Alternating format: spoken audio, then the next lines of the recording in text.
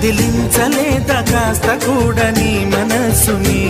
పరదాలు దాటి ఒక్కసారి పలకరించవేమి అందరినీ ఇలా వెంటపడి అడగాల సరదాగా నువ్వే ఎదురైతే సరిపోదా నిద్రపోతున్న రాత్రి నడిగా గుటికి చేరిన గువ్వల నడిగా